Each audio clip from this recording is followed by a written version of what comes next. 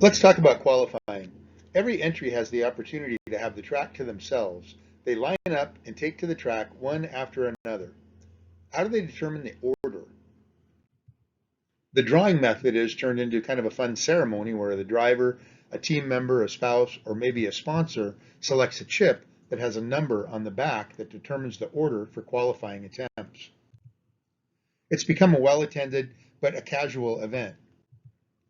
Stingray Robb wanted to spotlight his Indy 500 sponsor, Good Heart Animal Health Center, so he brought his friend Renus VK's dog to the stage when drawing. Once it's your turn, your team is there with you. You wait for the last car to exit the track, and the official tells the car, it's your track, go ahead and qualify. The line on the left is full of vehicles ready to start their qualifying attempt.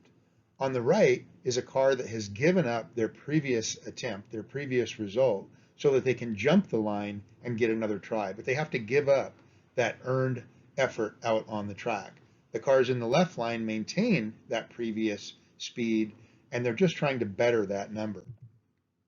So let's take a look at how it ended up this year. Scott McLaughlin from Team Penske ended up with the fastest time of 2:33.7 seconds. That's over 234 miles an hour. The slowest qualifier was Graham Rahal from Rahal Letterman Racing.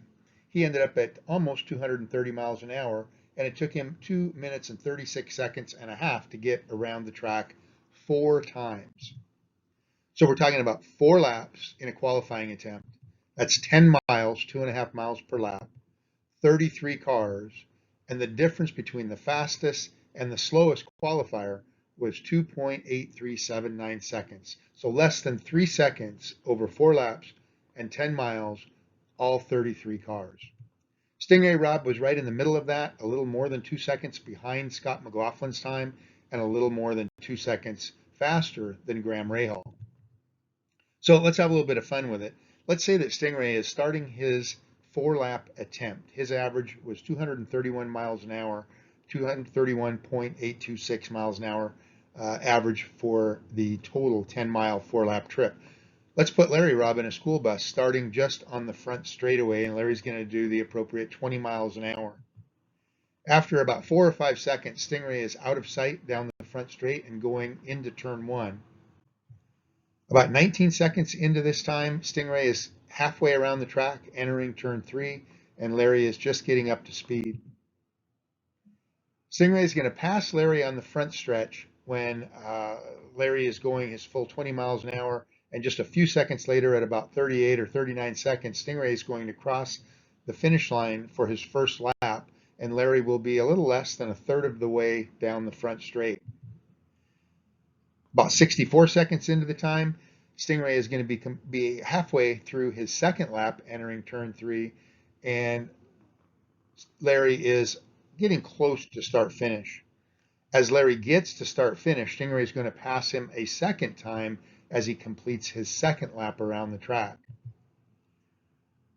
105 seconds into this time period, Stingray is going to be in the short chute between 3 and 4. Larry will have crossed start-finish, and Stingray will then come around, finish his third lap at about 117 seconds, and Larry will be putting on his flashers. Stingray will continue into his fourth lap. Larry will put out his stop sign when Stingray is coming out of turn 2, and Stingray will come to a stop at Larry's flashing stop sign as he finishes his fourth lap at over 230 miles an hour.